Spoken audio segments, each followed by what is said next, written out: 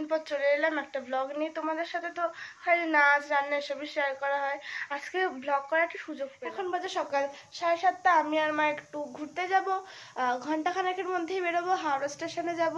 তোমাদের এখন বলবো না যে আমরা কোথায় যাচ্ছি, তোমাদেরকেও কিন্তু আমাদের সাথে যেতে হবে। তাহলে চলো আমাদের কি কি লাগেজ হয়েছে সেগুলো একটু দেখি। আমরা থাম্বনেল দেখে বুঝেই যাবে যে আমরা কোথায় যাচ্ছি। দেখো এই দুটো ব্যাগে হয়েছে জামা কাপড়, এইটাতে খাবার জিনিসপত্র আর এটাতে টুকিটাকি সাজার জিনিসপত্র নেওয়া হয়েছে। বাড়ি থেকে বেরিয়ে আর ভিডিও করতে পারিনি, হাওড়া ব্রিজে এসেই গেছি, স্টেশনের কাছেই এসে গেছি। তো প্রায় 20 বছর পর আমি যাচ্ছি, আর অনন্যা এই প্রথম যাচ্ছে। তো তোমাদের সঙ্গে শেয়ার করছি পুরোটাই, কেমন লাগে তোমরা জানিও। আর আমরা স্টেশনে এসে গেছি, অনন্যার বাবা প্ল্যাটফর্ম টিকিট কাটছে। অনন্যার বাবার সঙ্গে যাচ্ছে না, আমাদেরকে হাওড়ায় পৌঁছানোর জন্য এসছে। তো প্ল্যাটফর্মে এসেও গেছি, এই যে ট্রেন দাঁড়িয়ে, আমরা উঠে গেছি সবাই ট্রেনে। আমি একটু বাইরে তোমাদেরকে দেখানোর জন্য এলাম। তো ভিতরে ঢুকে গেছি, সবাই বসে পড়েছে যে যার সিটে। হাওড়া মুজফ্ফরপুর এক্সপ্রেসটা আমরা ধরেছি, কিন্তু জেনারেল আমরা রিজার্ভেশন করিনি, কিন্তু খুব ভালোভাবে আমরা যেতে পেরেছি। আর ওখানে আমরা একদিন ছিলাম, কিন্তু একদিনের মধ্যেই আমরা খুব ভালোভাবে ঘুরতে পেরেছি। ট্রেন ছেড়ে দিয়েছে, অনন্যার বাবা চলেও গেছে। বাইরের দৃশ্যটা একটু তোমাদের সঙ্গে শেয়ার করলাম। আমরা টোটাল 7 জন গেছিলাম, আমি, অনন্যা, আমার মা, আরও 4 জন। খুব ভালোভাবে ঘুরেছি। দেখো এখন অনন্যা তো একটু ঘুমিয়ে নিয়েছে। জেনারেলে যে এইভাবে এত ভালোভাবে যেতে পারবো ভাবতে পারিনি। এখানে সব লাল মাটি দেখো। অনেক বছর ধরে দেওঘর যাওয়ার ইচ্ছা, কিন্তু কিছুতেই যাওয়া হচ্ছিল না। তো অ্যাট লাস্ট যেতে পারছি, খুব ভালো লাগছে। এখন কাছাকাছি এসে পড়েছি, নেমে গেলাম যোশীডি স্টেশনে। যারা অনুকূল ঠাকুরের দীক্ষিত তারা জানবে অবশ্যই যে আমরা যাওয়ার আগে যদি রেজিস্ট্রেশন করানো থাকে তাহলে খুব ভালো হয়। আর এখান থেকে কলকাতা থেকে ঘর বুকিং করে নিলে তাহলে খুব ভালো হয়। এছাড়া ওখানে গিয়েও যারা নতুন যাবে ওখানে গিয়েও ঘর বুক করা যেতে পারে, কিন্তু যারা দীক্ষিত তাদের পক্ষে এখান থেকে করে নিলে কোনো কিছুরই অসুবিধা হবে না। তো দেখো বাইরেটা দেখো, দেখালাম। আমরা এখন স্টেশন থেকে বেরিয়ে এসেছি, এখন ঠাকুরবাড়ির দিকে যাব। তো দেখি অটো মোটামুটি ঠিক করে ফেলেছে বড়রা, তো এই অটোর দিকে যাচ্ছি। আমরা 7 জন তো আছি, তোমরা জানোই। তো অটোতে 20 টাকা করে নিচ্ছে, এখন যাচ্ছি, অটোতে উঠবো। তো দেখতে থাকো, তোমরা সাথে থাকো। আমরা 15 তারিখ রওনা দিয়েছিলাম, সকাল 11টা 5-এর ট্রেন ছিল, 5 ঘন্টা লেগেছিল যেতে।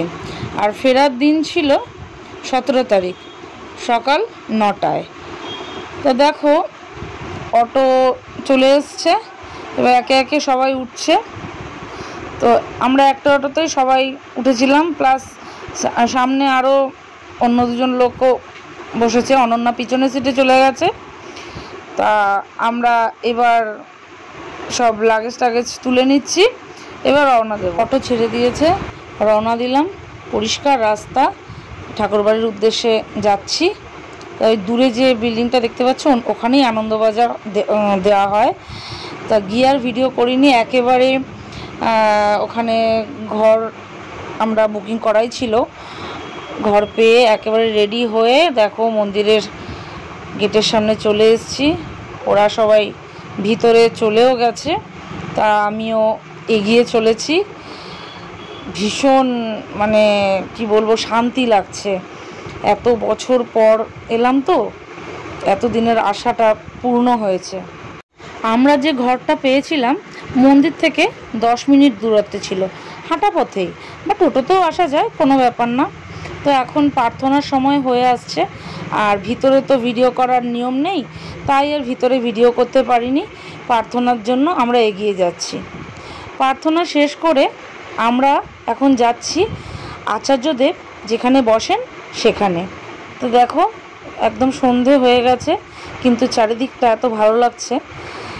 ওই যে দূরে ওখানে আচার্যদেব বসেন, কিন্তু ভিডিও করার নিয়ম নেই, তা আমরা ওখান থেকে ঘুরে এসে আনন্দবাজারের উদ্দেশ্যে ভেতরে গেলাম। আনন্দবাজার সেরে এখন আমরা ঘরের দিকে যাব, তাই বেরিয়ে পড়েছি। আজকে আর অন্য কোথাও তো যাওয়া হলো না। তো দেখো, পরের দিন সকালবেলা, সকাল না এটা ভোর, এখন ভোর 4:30, আমরা প্রার্থনা করব। প্রার্থনা সেরে আমরা বেরিয়ে পড়ব। তো প্রার্থনা হয়ে গেছে, সকাল হয়ে গেছে।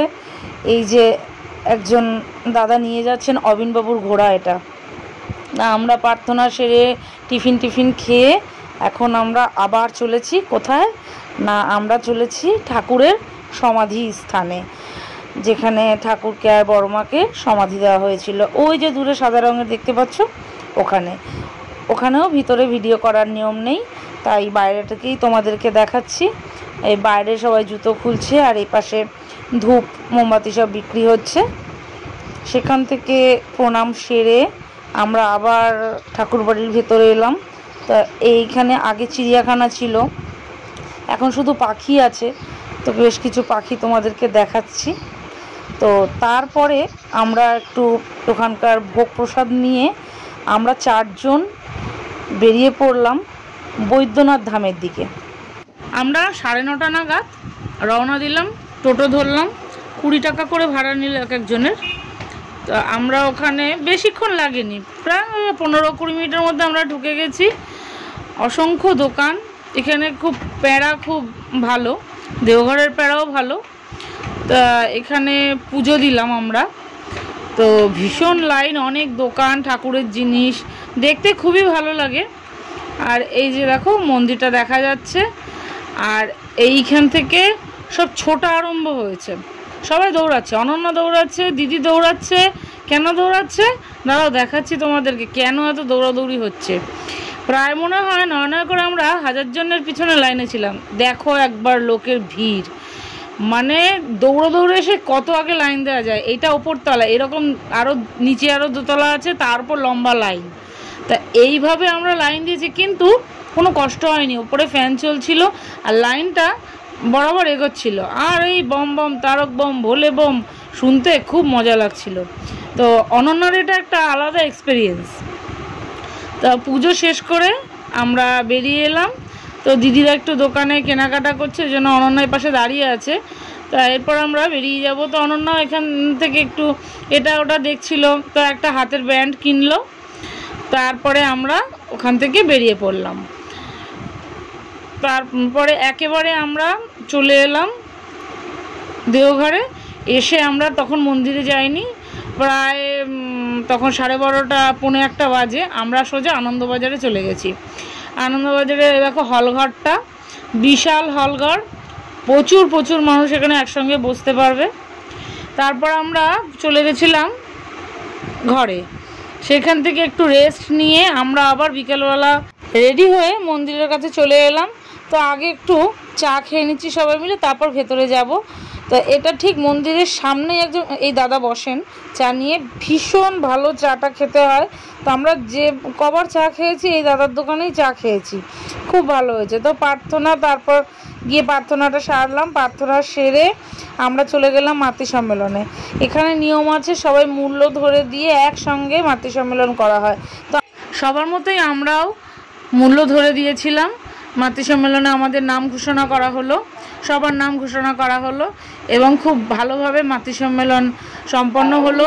গান, তারপরে নানা ধরনের আলোচনা, অনেক কিছু জানতে পারলাম। তো খুব ভালো লাগলো। তো এখান থেকে মাতৃ সম্মেলন শেষ করে একটু ঠাকুর প্রণাম করে আমরা চলে গেলাম প্যাড়ার দোকানে। তো এখানকে এসছি দেওঘরে, প্যাড়া কিনবো না তা কখনো হয়? তো এখানে প্যাড়ার দাম হচ্ছে 360 টাকা করে, কিন্তু দেওঘরের প্যাড়া খুব টেস্টি। তো সেখান থেকে আমরা আবার আনন্দবাজার সেরে রুমে চলে গেলাম।